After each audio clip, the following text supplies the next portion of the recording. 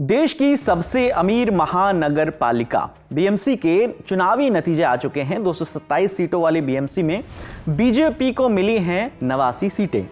2002 के नगर निगम चुनावों के बाद पहली बार किसी भी पार्टी को अकेले अपने दम पर इतनी सीटें मिली हैं।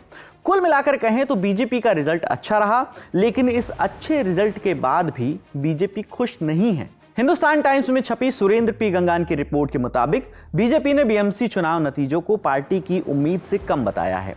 असल में बीजेपी ने बीएमसी चुनाव में 110 सीटें जीतने का लक्ष्य रखा था ताकि बहुमत के करीब आसानी से पहुंचा जा सके, लेकिन वो काफी पीछे रह गई।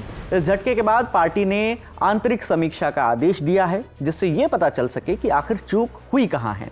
सूत्रों के मुताबिक पार्टी के नेताओं ने मुंबई यूनिट में तालमेल की कमी, गलत उम्मीदवारों का चयन, ठाकरे भाइयों की ओर से उठाए गए मराठी अस्मिता और मुंबई गौरव के मुद्दे का जवाब न दे पाने को खराब प्रदर्शन की मुख्य वजह बताया है। वहीं चुनाव में एकनाथ शिंदे की पार्टी शिवसेना से गठबंधन से पहले बीजेपी ने 155 से ज्यादा सीटों पर चुनाव लड़ने की योजना बनाई थी। ऐसे में बीजेपी ने 120 से 125 सीटों पर जीत हासिल करने का लक्ष्य रखा था। हालांकि पार्टी के केंद्रीय नेतृत्व के दखल और शिंदे की ओर से बातचीत के बाद नंबर थोड़े से गिरे।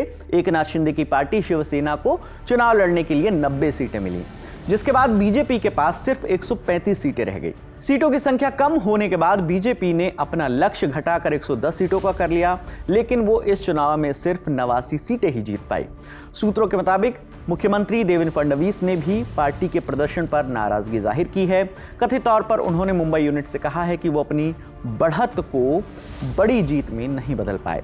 पार्टी सूत्रों का कहना है कि जो राज्य का नेतृत्व है उसका मानना है कि रविवार को जो शिवाजी पार्क में ठाकरे भाइयों की संयुक्त रैली हुई थी, जहां उन्होंने मराठी मतदाताओं से मुंबई और मराठी पहचान को बचाने की अपील की थी, उसका काफी असर हुआ है। हालांकि जब उम्मीद से कम सीटें आने को लेकर सवाल किया गया था महाराष्ट्र के मुख्यमंत्री देवेंद्र फडणवीस से, तो उन्होंने कहा कि कुछ लोग कह रहे हैं कि पिछली बार के मुकाबले हमें सिर्फ 7 सीटें ज्यादा मिली हैं, लेकिन ये लोग ये नहीं समझते कि पिछली बार हमने 227 सीटों पर चुनाव लड़ा था और 82 सीटें जीती थीं। इस बार हमने 135 सीटों पर चुनाव लड़ा है और 89 सीटें जीती हैं। मुंबई में हमारा ये अब तक का सबसे अच्छा स्ट्राइक रेट है। हमें 45% वोट शेयर मिला है और ठाकरे दूसरे नंबर पर रहे हैं। उन्होंने हमसे 30 से ज्यादा सीटों पर चुनाव लड़ा और सिर्फ 65 सीटें ही वो जीत पाए। सिर्फ इतनी ही नहीं, चर्चा तो इस बात की भी है कि मुंबई का मेयर पद बीजेपी को इतनी आसानी से भी नहीं मिल सकता है जितनी आसानी की पार्टी उम्मीद लगा रही है। असल में बीएमसी चुनाव में बीजेपी 89 सीटों के साथ सबसे बड़ी पार्टी बनकर सामने आई है, पर बहुमत से अभी दूर है। बीजेपी को मेयर की चेयर तक पहुंचने के लिए शिवसेना जो शिंदे गुट है उसका समर्थन लेना ही पड़ेगा। चर्चा है कि शिंदे गुट ये मांग कर सकता है कि पहले 2.5 साल शिवसेना का मेयर रहे और फिर हो बीजेपी का।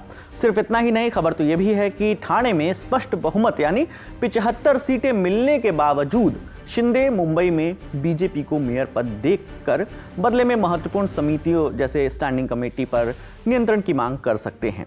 अब शिंदे बार्गेनिंग पावर के साथ मजबूत स्थिति में है और इसकी झलक महाराष्ट्र से आते बयानों में भी दिख रही है। देवाच्या म्हणजे माझ्या की मला देवा म्हणतात म्हणून की वरच्या देवाच्या, तर वरच्या देवानेच ठरवलं आहे की महायुतीचा महापौर करायचा आहे, तुम्ही आमचा सोड। आता याच्यामध्ये महापौर कोण, महापौर कधी, महापौर किती वर्ष वगैरे या सगळ्या गोष्टी शिंदे साहेब आणि मी आणि आमची दोन्हीकडची नेते मंडळी आम्ही बसून ठरवू। काही त्यात वाद येणार नाही। छान पद्धतीनं दोन्ही पक्ष आम्ही मुंबई चालवून दाखवू। ये जो जीत है महाराष्ट्र में शिवसेना को सेकंड लार्जेस्ट पार्टी के रूप में मिली है। इसलिए मैं कहूँगा, मैं हमारे हिंदू हृदय सम्राट बाला साहब ठाकरे जी के आशीर्वाद से और हमारे देश के प्रधानमंत्री नरेंद्र मोदी जी के मार्गदर्शन में ये शिवसेना को बड़ी जीत पूरे राज्य में मिल गई है। Second largest party Shiv Sena Bharatiya Janata party के बाद सेकंड लार्जेस्ट पार्टी के रूप में उभर चुकी है। इसका भी मुझे बेहद आनंद भी है, बेहद खुशी भी है। देखिए, अभी हम लोग तो बाला साहब ठाकरे जी का ही विचार को आगे बढ़ा रहे हैं, उनके विचार आगे बढ़ा रहे हैं और उनके विचार को ही लोगों ने स्वीकारा है। डेवलपमेंट को स्वीकारा है, एंटी डेवलपमेंट को नकारा है और भावनिक मुद्दों को नकार दिया है। उन्होंने सिर्फ और सिर्फ मुंबई वासियों ने डेवलपमेंट को स्वीकार किया है। आणि कल्याण, डोंबिवली, उल्हासनगर सगळीकडे महायुतीचाच महापौर होणार, मुंबईत पण महायुतीचा। तमाम बयानों और अटकलों से इतना तो साफ हो गया है कि अगले कुछ दिन महाराष्ट्र की राजनीति में महासियासी ड्रामा होने वाला है। जो भी होगा, उसकी जो भी जानकारी आएगी हम आप तक पहुंचाते रहेंगे। बाकी इस पर आपकी जो भी राय है आप हमें कमेंट सेक्शन में जरूर बताइएगा। आपके लिए तमाम जानकारी लेकर आई हैं हमारी साथी सुप्रिया। मेरा नाम विकास वर्मा है। देखते रहिए दी लल्लन टॉप। शुक्रिया।